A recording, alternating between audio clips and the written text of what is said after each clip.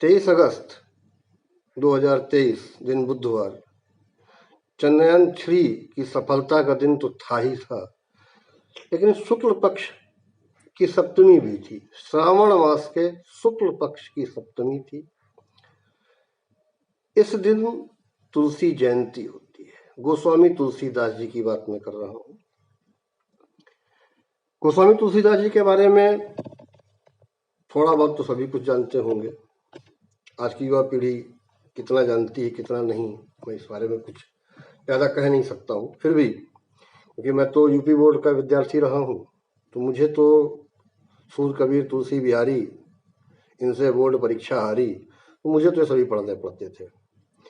लेकिन बात आज कर रहे हैं उनकी जिन्होंने रामचरितमानस जैसे ग्रंथ की रचना की।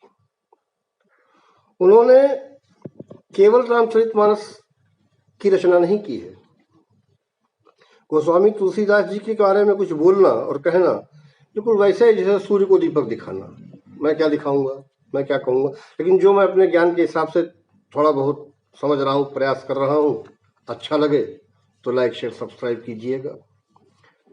उन्होंने 13 ग्रंथ लिखे और कुछ ब्रज भाषा में है और कुछ अवधी भाषा में।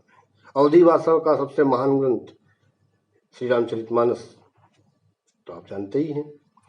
उसके अतिरिक्त रामलला लाछू, वैराग्य संदीपनी, रामाज्ञा प्रश्न, जानकी मंगल, ससई, पार्वती मंगल, गीतावली, विनय पत्रिका, कृष्ण गीतावली, बरवय रामायण, दोहावली और कवितावली, ये 13 ग्रंथ हैं। ब्रजभाषा में भी हैं और अवधी भाषा में भी हैं। इसलिए कि ये कहना कि तुलसीदास केवल अवधी भाषा के ही कवि थे या उन्होंने अवधी भाषा में ही कविता लिखी, ऐसा नहीं है। देखिए, रामचरितमानस एक अद्भुत ग्रंथ है।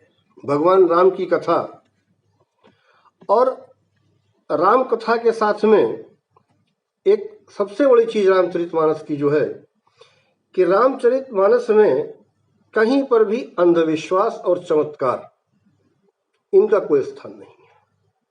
कोई भी स्थान नहीं है रामचरितमानस में। ये जहां केवल मात्र कृपा है और वो भी किसी से अनुबंधित नहीं है। उदाहरण के तौर पर आपने ये चौपाई सुनी होगी कि विनय न मानती जलध जड़, गए 3 दिन बीत, बोले राम सकोप तब, भय बिन होए न प्रीत। लेकिन इस जो सरसंधान था, ये धनुष पर बाण को संधान करना, उससे पहले विभीषण की इच्छा थी, जो भगवान ने किया भी, कि वो समुद्र से मार्ग के लिए अनुनय और विनय करें। और यहां पर आपको एक बात बताते चलें कि इस बात से लक्ष्मण जी कतई जो है सहमत नहीं थे, टोटली असहमत थे वो। परंतु उनके हृदय में विभीषण के प्रति किंचित मात्र भी द्वेष नहीं था। अब आप यहां पर सोचिए, संसार के सब लोग भगवान का ही कार्य कर रहे हैं। वे राम सगुण भी हैं और वे राम निर्गुण भी हैं। वही राम दृश्य भी हैं, वही राम दृष्टा भी हैं। देखिए, गोस्वामी तुलसीदास जी ने रामचरितमानस को बिल्कुल सुस्पष्ट रूप दिया है। कहीं कोई भ्रम, जाति, वर्ग, पंक्ति भेद लेश मात्र भी नहीं है।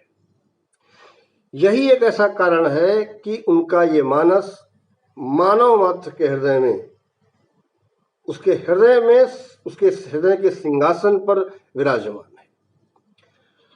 और रामचरितमानस के बारे में एक और बात बताते हैं आपको कि ये सत्य प्रधान ग्रंथ नहीं है, ये शील प्रधान ग्रंथ है। अंतर सत्य प्रधान ग्रंथ में अपने अहम को रक्षित किया जाता है या उसका रक्षण होता है, और शील प्रधान ग्रंथ में दूसरे के अहम का रक्षण होता है।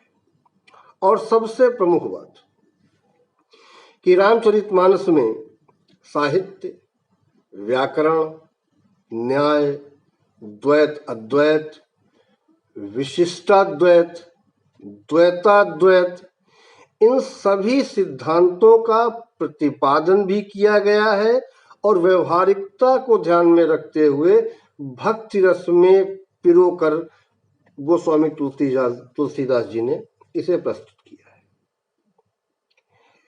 इस बात को आगे किसी और वीडियो में कंक्लूड करूंगा।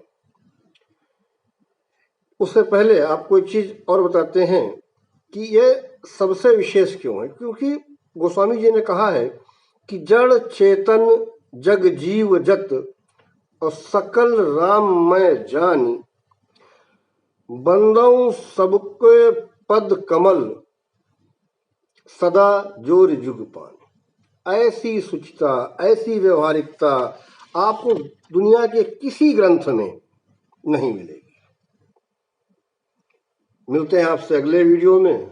तब तक के लिए जय हिंद, जय भारत, वंदे मातरम, जय श्री राम।